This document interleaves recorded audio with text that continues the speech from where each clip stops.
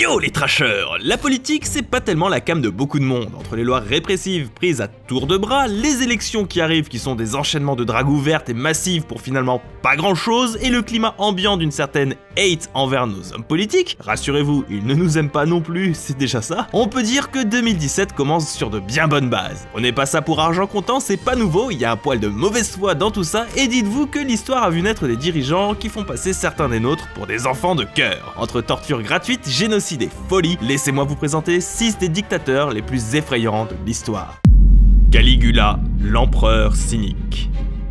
Caligula commence son règne en l'an 37 et restera au pouvoir 4 ans, alors que, bon sang, vu le bonhomme, on lui aurait pas donné plus de 3 mois. C'est sûrement l'empereur romain le plus dérangé de l'histoire. Mégalomane, paranoïaque et cruel, rien que ça. Alors on a tendance à dire que c'est son prédécesseur, Tibère, qui lui a transmis l'essentiel de ses valeurs morales. Pourtant, dès sa prime jeunesse, Caligula avait déjà eu un sérieux pet au casque. Il trichait aux billes, mangeait des chats et a violé sa sœur, avec laquelle d'ailleurs il s'est marié, a eu un gosse, mais a fini par les bouffer tous les deux de peur qu'un jour il ne se rebelle. Son arrivée au pouvoir, il l'a faite en grande pompe en jetant femmes, enfants, aïeux, femmes de ménage par-dessus une falaise. Non mais le fun se perd aujourd'hui, c'était mieux avant. Une fois le pouvoir obtenu, pouvoir qui le mettait automatiquement au-dessus de toutes les lois, Caligula commença son petit jeu malsain. Vu qu'il détestait les sénateurs, un peu comme tout le monde, il adorait les inviter chez lui pour les humilier, que ce soit en violant leurs femmes, en les insultant ou en les comparant à son cheval qui possédait d'ailleurs lui aussi le statut de sénateur. Durant de grands festins organisés par ses soins, il aimait que des criminels soient égorgés entre chaque plat, ce qui terrifiait et dégoûtait les invités, obligés de rester à table pour éviter de vexer l'empereur. Autre petite anecdote à son sujet, on raconte que Caligula aurait exécuté toute une famille car l'un de leurs membres l'avait insulté. Jusque là tout va bien, c'est normal, me direz-vous. L'exécution se faisait en public. Vous pensez bien que les gens furent choqués de voir une toute petite fille sur le billot, à 2 doigts de subir une sentence pour les actes de son père.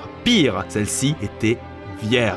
La pureté incarnée, forcément innocente, et on ne met pas à mort aussi facilement sous peine d'attirer le courroux des dieux. Caligula ordonna alors à son bourreau de violer la jeune fille en public avant de lui ôter la vie.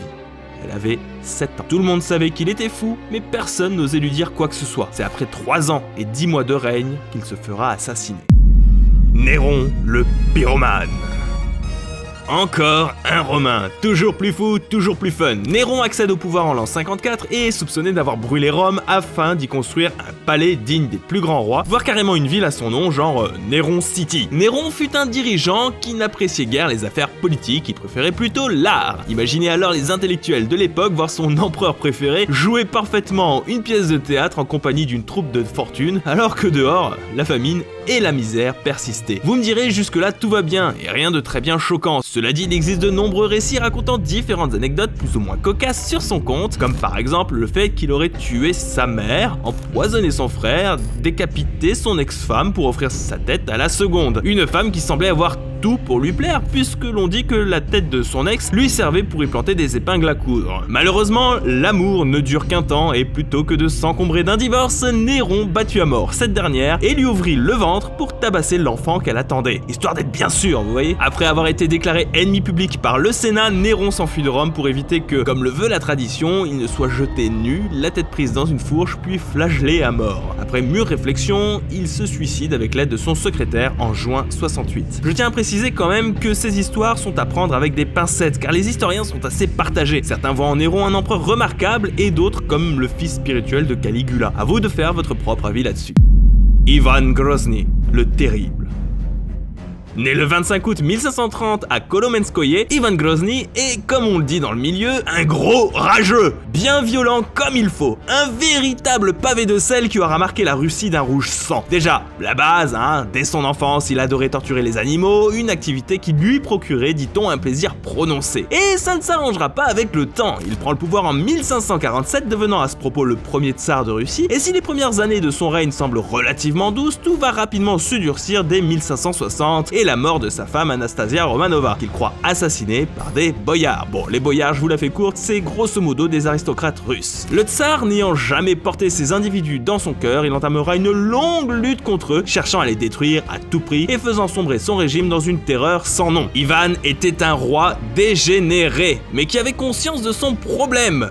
En fait, le truc, c'est qu'il prenait du mercure tous les jours pour éviter d'être empoisonné. C'est ce que verront de nombreux scientifiques une fois qu'ils auront le corps sous la main, et c'était monnaie courante chez les tsars russes, c'est à noter malgré tout. C'est d'ailleurs pour cela qu'il passera son temps à demander pardon pour ses actes de violence. Allez, mon grand, faut avouer à demi pardonner. L'une des anecdotes les plus célèbres à son sujet, qui a par ailleurs été de nombreuses fois illustrée par des peintres, est celle du meurtre de son fils. Et après une violente dispute avec sa belle-fille, un coup mal placé aurait été asséné par Ivan à cette dernière, ce qui lui aurait provoqué une fausse couche. Son fils, faisant tout pour protéger sa femme, s'était mis en travers d'eux. Mais rien n'y fera, le ton monte et le tsar assène alors un violent coup de sceptre sur la tête de son héritier. Radical, mais bon, le fiston devait bien savoir qu'on joue pas avec les nerfs de papa. On retrouve également cette histoire proche de la légende qui pourtant constitue le mythe d'Ivan le Terrible, celle de la construction de la cathédrale Saint-Basile. L'on dit en Russie qu'après 6 ans de construction, Ivan fit convoquer son architecte, Postnik Barma-Yakovlev, et lui demanda s'il serait capable de reproduire un tel chef-d'œuvre si on le lui commandait. Ce dernier lui dit oui, Ivan lui crève alors les 2 yeux pour que jamais il ne puisse refaire un si bel édifice. Ivan le Terrible meurt le 28 mars 1584 de cause encore inconnue à ce jour. Adolf Hitler, le Führer. Avant toute chose, il est bon de rappeler qu'Adolf Hitler était un artiste raté. Jeune, il enchaînait les examens d'entrée de grandes écoles d'art sans jamais les réussir et se retrouve très vite à la rue. C'est à ce moment-là qu'il adhère aux idées en vogue à l'époque que juifs et communistes sont la cause de tous les malheurs. C'est après un petit séjour en prison suite à un putsch raté, vous savez, le fameux putsch de la brasserie, qu'il écrira Mein Kampf, Mon combat. En 1933, il est nommé chancelier par le président allemand. Ce titre, couplé à son charisme qu'il ne faut pas nier, on n'excite pas les foules de cette manière en un claquement de doigts, lui permet de diriger tout le pays à sa guise, les autres membres du gouvernement étant à sa solde. Göring, Himmler et Goebbels pour les plus connus, le Führer n'a plus de limite. Il fonde sa première police politique, les SS, littéralement sur les cendres de sa première armée, vu qu'il a fait abattre son ancienne milice, réduisant ainsi au silence les éléments dissidents à son régime. Une fois les ennemis à plat, il organise petit à petit une société eugénique, sélectionnant et stigmatisant handicapés, tziganes, homosexuels, juifs,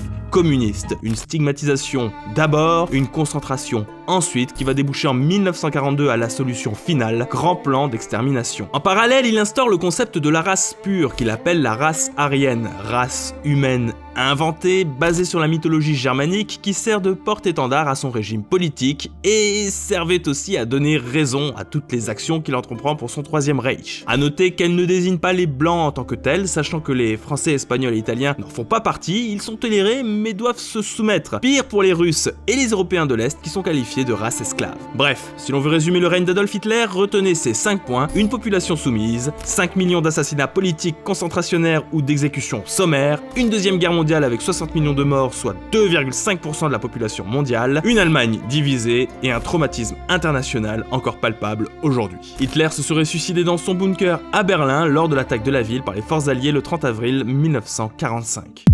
Charles VI, le roi fou.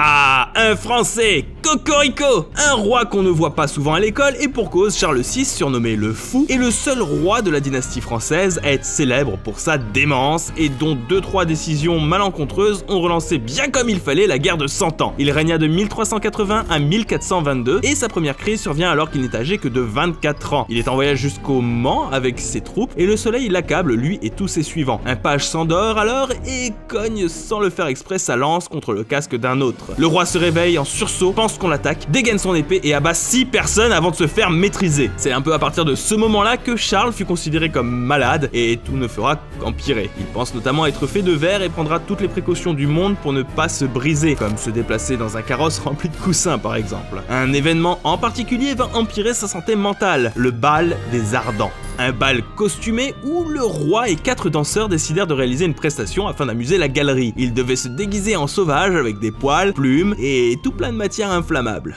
Le duc d'Orléans, impressionné par le spectacle, waouh, magnifique, incroyable, décida de regarder les costumes de plus près, avec une torche, et je vous laisse deviner la suite. Ouais, ils prirent tous feu et 3 danseurs en périrent. Le roi, lui, survécut, mais les crises se firent de plus en plus régulières. Des attaques qui lui faisaient oublier son identité ou son statut, enchaînant les périodes de rémission et de folie, avec quelques petites fulgurances brèves où il se force à régner. Il décède le 21 octobre 1422. Vlad III l'Empaleur. Le dirigeant le plus craint de tous les temps, Vlad Tepes, prince de Valchie, un ancêtre de la Roumanie, régna au XVe siècle et accédant au titre de prince à plusieurs reprises, le pays connaissant de nombreux troubles. Surnommé Draculea, nom qui a d'ailleurs inspiré le Dracula, fils du diable en français, son hobby favori était de tuer ses ennemis avec le supplice du pal tout en grignotant son 4 heures au passage, car il faut savoir que l'odeur dégagée par cette torture aiguisait fortement son appétit. Quel est ce supplice, me diriez-vous? Eh bien, il s'agit simplement d'empaler sa victime avec un pal recouvert de graisse. Mais dis-moi, Eiko, où place-t-on ce gigantesque bout de bois? Eh bien, Fred, c'est très simple. Tu prends un prisonnier ou un simple paysan qui a le malheur de se retrouver sur ton chemin et tu lui mets direct le pal dans l'anus. Une fois le pieu placé, il suffisait juste de le relever et la victime glissait sous son poids jusqu'à être transpercée. Le pal ne devait être ni trop gros ni trop fin, comme ça la victime ne mourrait pas trop vite. Avec quand même le sens des commodités. À cette époque, la Valchie était en conflit avec l'Empire ottoman. Vlad comptait dans ses rangs 20 000 soldats, alors que les Ottomans, eux, en avaient bien 3 fois plus. Et en bref, c'était une guerre qu'il allait perdre. Cependant, il eut une idée qui restera dans l'histoire de l'humanité, empaler son propre peuple aux frontières de son pays. Cuisiniers, les forgerons, les domestiques, les curés et les enfants de la chorale avec tout le monde. Les Ottomans, face à cette horreur, firent demi-tour.